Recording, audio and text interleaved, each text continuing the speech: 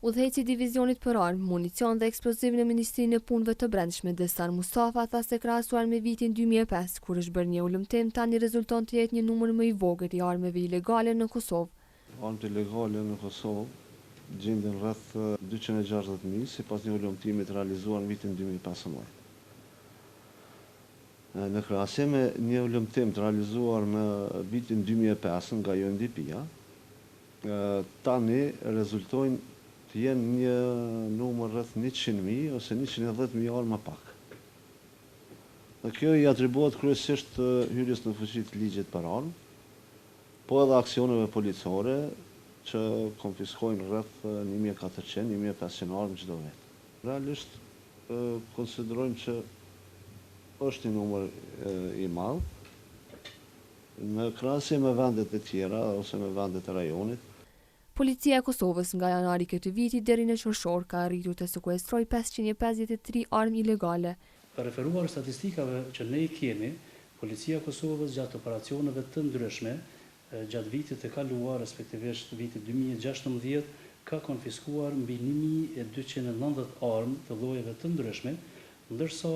municionet të kalibrave të ndryshëm kemi të konfiskuara mbi 25.800 sosh. Zëdhënësi i Policisë së Kosovës, Daut Hoxha, tha se Policia e Kosovës është në proces të luftimit të dukurisë së mbajtjes së armëve ilegale në mënyrë që të ketë sa më pak armë në duar të pasigurta. Kosovën e kanë karakterizuar disa zhvillime edhe të mëhershme dhe një pjesë e armëve kanë mbetur qysh nga koha e luftës së fundit dhe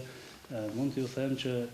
nuk është një problem i cili është një sfidë vetëm për Kosovën apo vetëm për institucionet e sigurisë në Kosovë. Kemi armë ilegale edhe në vende tjera të rajonit,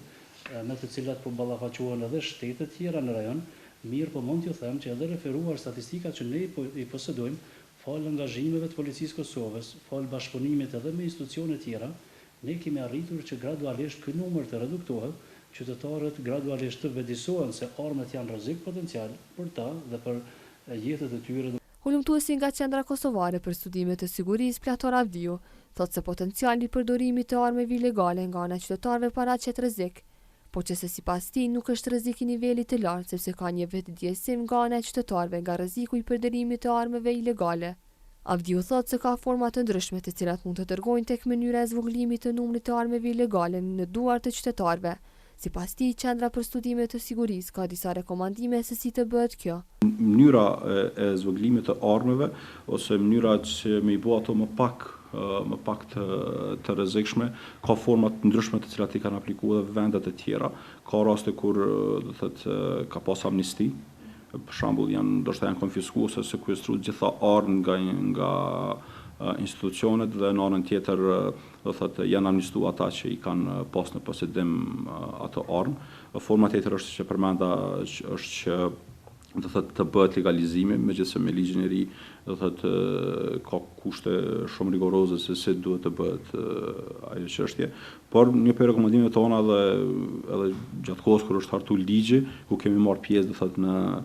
grupin punues në kuvend për këtë ligj, ka qenë ajo që spari të bëhet një regjistrim i gjitha armëve, sepse tash nuk mund të flasim se cila do të jetë forma